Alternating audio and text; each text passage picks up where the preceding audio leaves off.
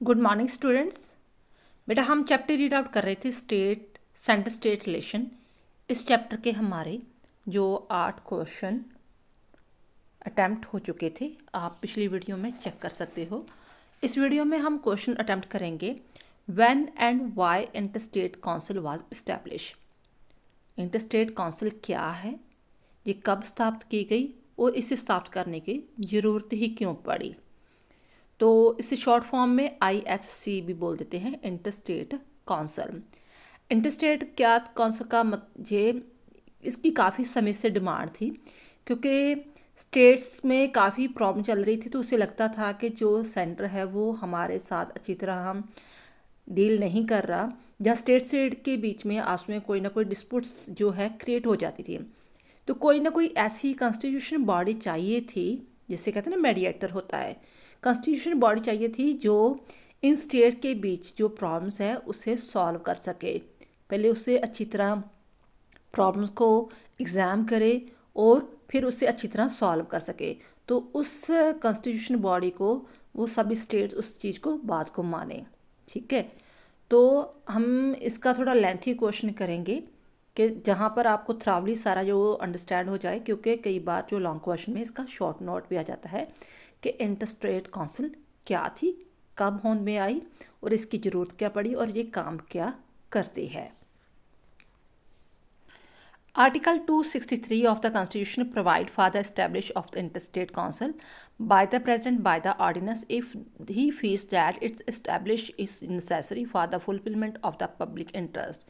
President has been empowered to lay down the organization, function and procedure of the interstate council. हमारे constitution का जो article 263 है उसमें ये प्रोविज़न दी गई है कि अगर प्रेसिडेंट को लगता है कि कुछ ऐसी कॉन्स्टिट्यूशन बॉडी बनानी चाहिए जिसके द्वारा जो इंटरस्टेट जो रिलेशन है वो सही तरह बन सके, तो वो ऐसी बॉडी को जो है इस्टेब्लिश कर सकता है। यानी कि जी पावर जो है प्रेसिडेंट को मिली हुई है, तो वो एक ऑर्डिनेंस पास करके कर सकता है। आपको पता 2 तरह कानून बनते हैं, एक तो पार्लियामेंट कानून बनाती है और दूसरा जो प्रेसिडेंट अगर ऑर्डिनेंस जारी कर देता है तो वो भी कानून बन जाता है, बाद में उसे पार्लियामेंट की जो है परमिशन मिल जाती है। President has been empowered to lay down the organization, functions and the procedure of the interstate council. But since the promulgations of the constitution till 1989, no arrangement has been made for the establishment of interstate council. But 1989 से ये चीज़ ऐलान तो की गई थी, लेकिन ये चीज़ बनी नहीं, इस्टेब्लिश हुई नहीं। बार बार ये चीज़ आवाज़ उठाई गई थी कि ये चीज़ होनी चाहिए, ऐसी कॉन्स्टिट्यूशन बॉडी होनी चाहिए। However, various political parties had demanded the establishment of interstate council from time to time. At the time of Lok Sabha elections held in 1989, the National Front expressed its commitment towards the establishment of the interstate council, and after coming into power in 1989, VP Singh government took the decision to set up an interstate council, and for achieving this purpose, the President issued ordinance on May 28, 1990. क्योंकि time to time जे हर party जे इस चीज़ की demand उठा रही थी। तो फिर जब VP की सिंह की सरकार आई तो उसने कहा था कि जब मेरी पार्टी की सरकार बनेगी तो मैं फर्स्ट ऑफ ऑल इस चीज़ को जो इस्टेब्लिश करूँगा, यानी कि इंटरस्टेट काउंसिल को स्थापित करूँगा। तो देन आफ्टर जब 1989 को VP सिंह की सरकार आई तो फर्स्ट ऑफ ऑल इसने यही काम किया कि मई 28 को 99 को उसने इंटरस्टेट काउंसिल बनाई। प्रोविज़न किस में है? 263 में। किसे पावर मिली है? प्रेसिडेंट को। कैसे? ऑर्डिनेंस जारी करके। लेकिन बनाया किसने इस चीज़ को? VP सिंह की सरकार को। कब बनाया? मई 28, 1990 को। Composition of the interstate council, इसमें कौन कौन से मेंबर होते हैं और किस प्रकार काम करते हैं, ये अब हम देखेंगे। Through a notification issued on the May 23, 2022, क्योंकि आपको पता है 2014 से ही नरेंद्र मोदी की BJP की सरकार चल रही है, तो उसने इसमें क्या चेंजेस किए वो देखते हैं।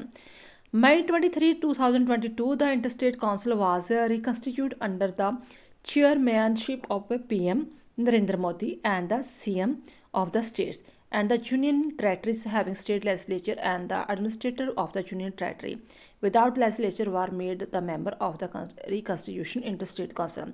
अब इसमें क्या हो गया कि कौन कौन से मेंबर शामिल हो सकते थे। पीएम होगा, ठीक है, और जितने भी स्टेट्स हैं हमारे 28 स्टेट्स हैं उनके सारे सीएम आएंगे। देन आफ्टर जो टेरेटरी है उनके लेजिस्लेटिव काउंसिल के मेंबर आएंगे। तो ये सारे मेंबर इस जो काउंसिल के मेंबर होंगे, इसलिए किसी को भी कोई भी प्रॉब्लम नहीं आएगी। किसी भी स्टेट की कोई प्रॉब्लम है तो सीएम तो है ही ना इस काउंसिल का, तो वो अपनी आवाज़ उठा सकता है। तो मिलजुल कर उस जो डिस्प्यूट को है वो सॉर्ट आउट किया जाएगा। इसके अलावा जे मेंबर बॉडी के जे मेंबर बने हुए हैं, ठीक है, इसके बीच में इंक्लूड है तो provision of the standing committee of the interstate council, और इस इंटरस्टेट काउंसिल के बीच में ही एक और स्टैंडिंग कमेटी बनी हुई है। वो क्या काम करती है। In the reconstituted Interstate Council on the May 23, 2022 under the chairmanship of the Shri Amit Shah, आपको अमित शाह का पता होगा जो उसका दायां हाथ माना जाता है नरेंद्र मोदी का। Amit Shah, Union Home Minister, provision was made of the Standing Committee on the Interstate Council. The Standing Committee will consistently maintain relations between the centre and state and will continuously keep an eye on the subjects related to the centre-state relation. Besides this, the Standing Committee will keep an eye on the matters related to the implementation of the recommendation of the Interstate Council. The Standing Committee will meet at the least thrice in a year. The expert could also be called in the meeting of the Standing Committee. अब काम कैसे करती है। The 3 meetings in a year of the Interstate Council are must. एक साल में 3 meetings होनी जरूरी है। And 10 members is the quorum of the meeting. तो जब भी आपने मीटिंग अटेंड करनी है तो 1/10 मेंबर जो उसमें होने चाहिए।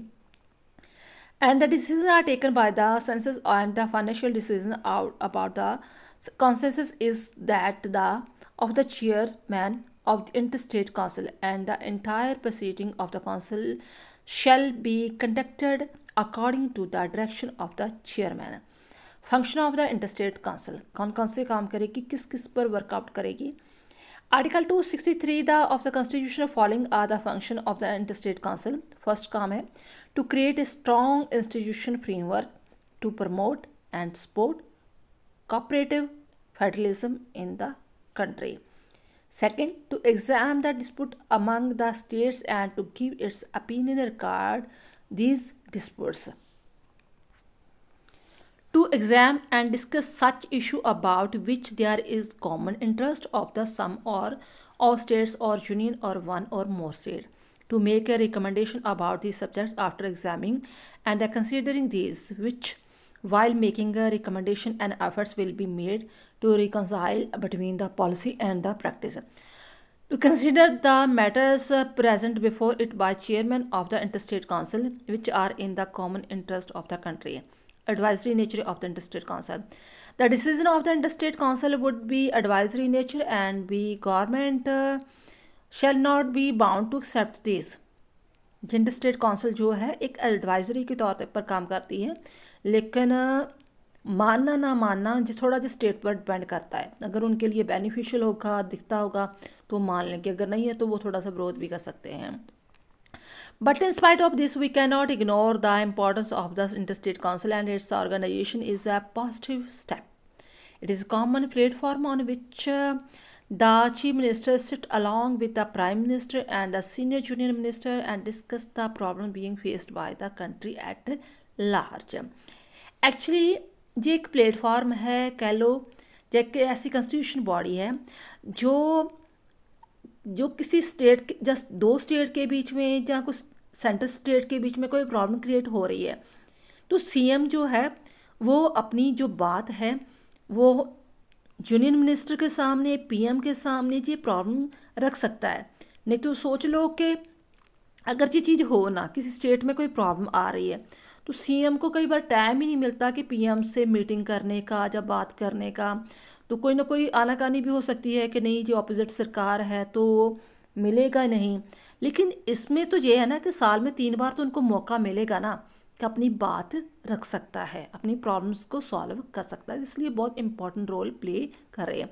यही बात है कि अब बहुत कम डिस्प्यूट्स होते हैं सेंटर स्टेट के बीच में या स्टेट स्टेट के बीच में, कि ज़्यादा बखड़ा खड़े होने से पहले ही जो प्रॉब्लम को सॉर्ट आउट किया जाता है। तो इसका क्वेश्चन इस प्रकार भी आ जाता है कि right a brief note on the interstate council. ठीक है, आई होप जी आपको अच्छी तरह समझ में आ गई होगी। थैंक्स बेटा।